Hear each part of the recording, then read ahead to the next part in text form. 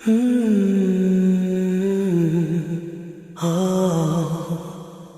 Media Productions.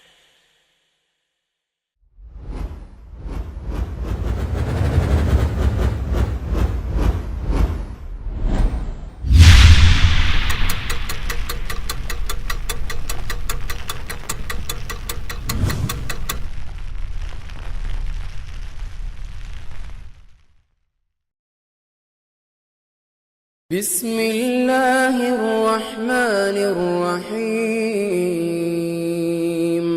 والعصر إن الإنسان لفي خسر إلا الذين آمنوا وعملوا الصالحات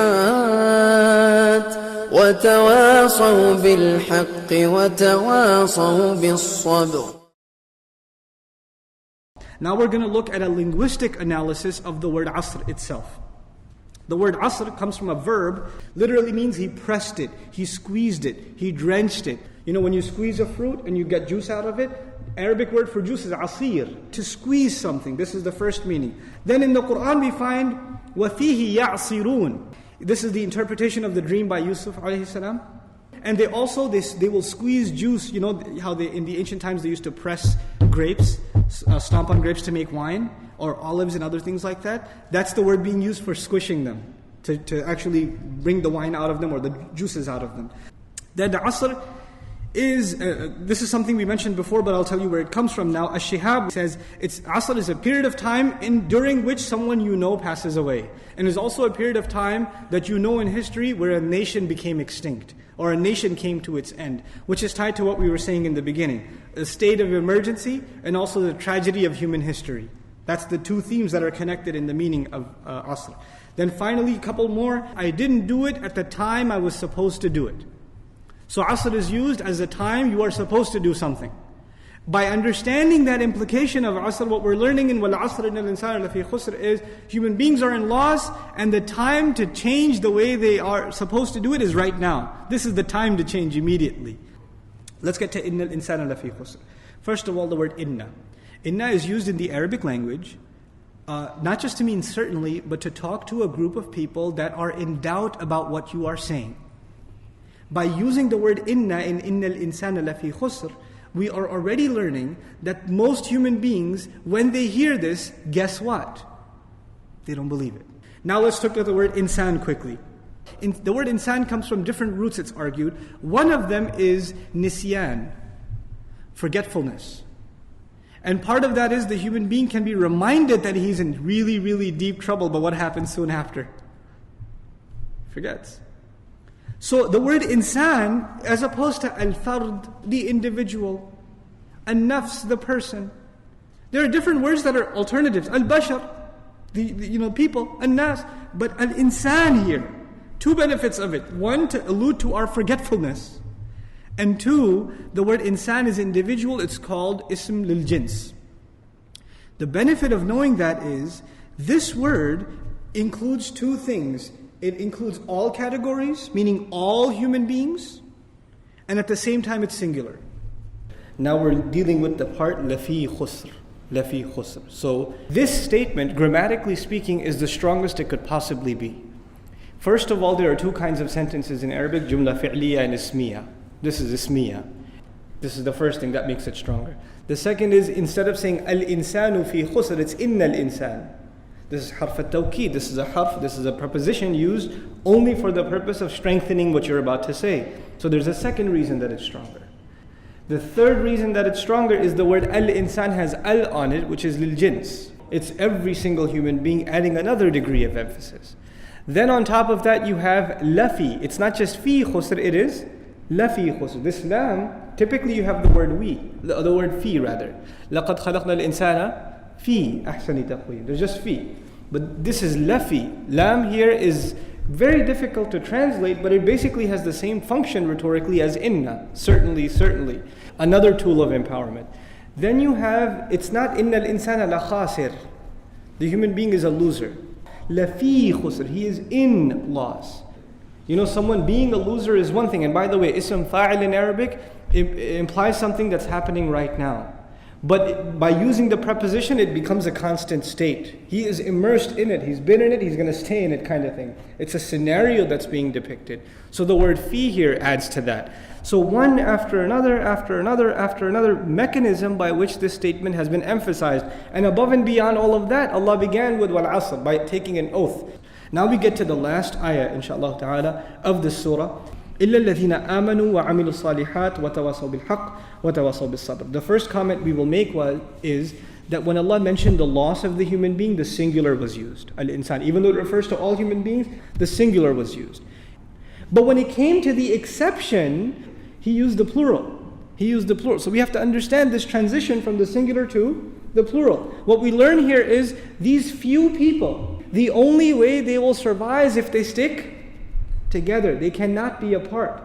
They have to remain connected to this ummah. The unity of this ummah and the believers sticking together is embedded in this ayah as part of our survival because of the use of the plural. So the word amal is beautiful here, that Allah Azza wa Jal tied the exception to a collective affair. So that's one of the things about the transition from singular to plural. The other thing we should talk about here is إِلَّا الَّذِينَ آمَنُوا. Allah Azza wa Jal in this ayah didn't mention any qualifications of iman. Basically, the fruit of iman essentially is tranquility at the heart of it. The fruit of iman is tranquility. Remember we said human beings are in loss? What are the losses of the human being?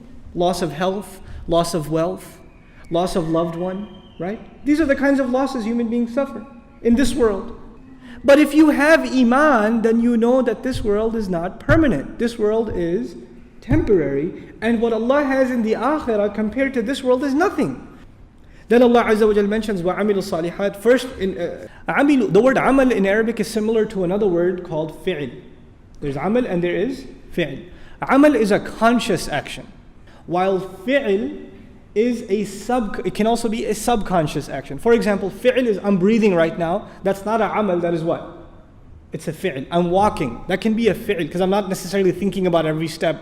But when you speak to someone, when you go to work, when you drive your car, right? So here Allah Azza wa Jal is making us, one thing we're realizing is we are answerable for every single act that we did consciously. And then the word after it, amilu as-salihat. The word as-salihat is actually an adjective. It comes from the word salaha, which means to reconcile and to rectify. They do goods, literally, if you want to rough translate it, goods. But good in and of itself in English, that doesn't even sound right. Good is an adjective, but an adjective requires a noun. Good deeds. Well, the good is here in the word salih. Where's the word deeds? It's not there in the Arabic. That word would have been وَعَمِلُوا الْأَعْمَالَ الصَّالِحَاتِ. Now the thing that I want to highlight here are a couple of things. The first thing is the word al-a'mal in Arabic is considered, it's a broken plural. And broken plurals are supposed to have feminine adjectives. So typically you would say al-a'mala as-salihata. You would put a ta marbuta on as-saliha, and that would be done. Righteous deeds. But Allah Azza wa Jal says al-a'mala, and understood, but He says as-salihati. This is the feminine plural form. So what's the difference between saying as-salihata, just putting a ta marbuta as we would expect, and instead of putting the ta marbuta, putting the feminine plural form? Well, the difference is from a balagha point of view, if you put the ta marbuta, then those are many, many, many deeds. But when you put the feminine plural, this is considered a plural of minimum. Meaning Allah is saying righteous deeds that I'm asking you to do are not countless. They're just a few. I'm not asking a lot of you. And the fact that Allah hasn't asked us for much is inside the word as-salihat. Had it been as-salihah, there would have been a lot more. إِلَّا الَّذِينَ آمَنُوا وَعَمِلُوا الصَّالِحَاتِ. And we are left now with the final two items in the final ayah of Surah Al-Asr, at-tawasi bil-haqq and at-tawasi bil-sabr, these two items. First of all, let's understand that from a literary point of view, Allah Azza wa Jal could have said وَتَوَاصَوْا بِالْحَقِّ وَالصَّبْرِ. But Allah Azza wa Jal, and it could have been emphasized a degree above that by having said وَتَوَاصَوْا بِالْحَقِّ وَبِالصَّبْرِ. That would have been a degree above in emphasis. But then a third degree above that is وَتَوَاصَوْا بِالْحَقِّ وَتَوَاصَوْا بِالصَّبْرِ. So this is the most emphatic form of saying this statement. So when we talk about tawasi bil haqq, first of all, the linguistic analysis of tawasi, it is to leave a will or a legacy. That's what the word comes from.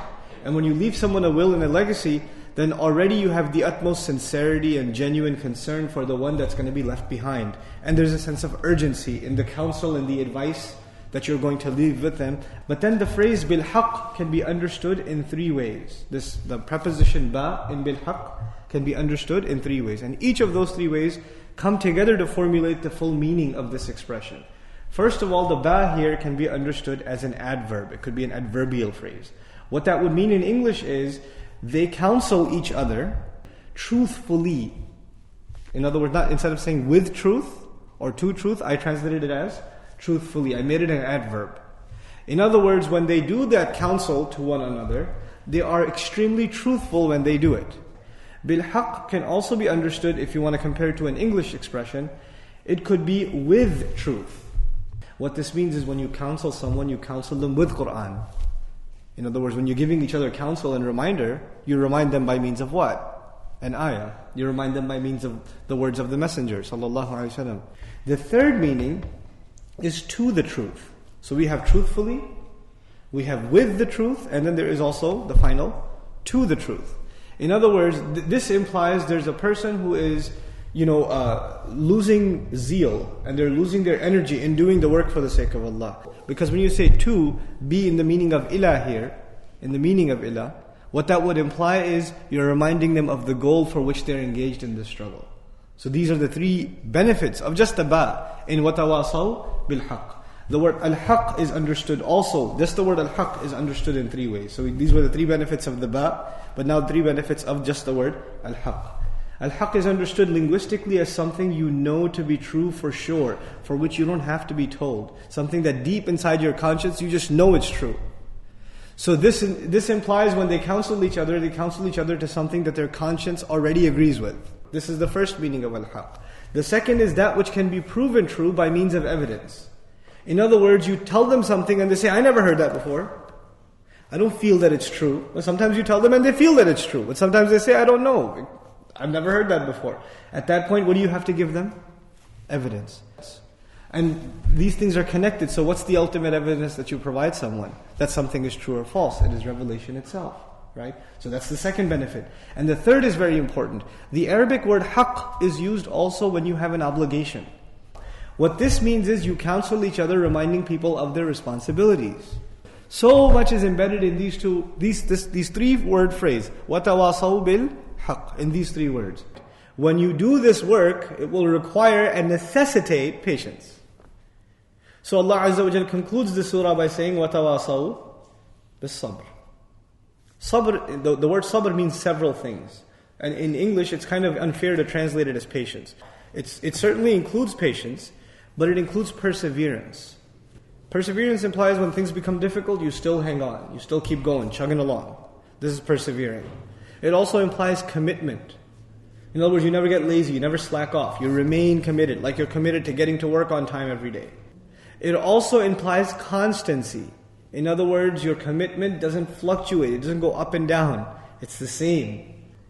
If you can have the same level of obedience to Allah, whether times are easy or they are difficult, then you have exercised the quality of as-sabr. That's what sabr is. So now, but Allah doesn't say, وَتَوَاصَوْا بِالْحَقِّ وَصَبَرُوا. This is very important. They encouraged each other and counseled each other to the best of their ability, with sincerity, truthfully, to the truth and to the obligations that they owe. And Allah didn't continue by saying, and they were patient in doing so. He didn't just say they were patient. He went a step further and said, وَتَوَاصَوْا بِالصَّبْرِ, which teaches us something huge. Not only is sabr included now, meaning they were patient, they were perseverant, they remained constant, but they encouraged each other in remaining patient and constant and persevering. You know what that teaches us? You cannot keep your sabr. You need someone to counsel you and give you strength and say, listen, you need to have sabr. We need to feed, sabr feeds off of each other. The final few things I want to share with you in regards to the sequence of these four items. The first comment is all of these are mentioned in the past tense. So by mentioning them in the past, it is an illustration that their entire life represents these behaviors until death came to them. These are the people. In other words, you can never just stop. You can never just look. You have to reach the point where you can look back, or people will look back at your entire life and be able to say all these four conditions were met.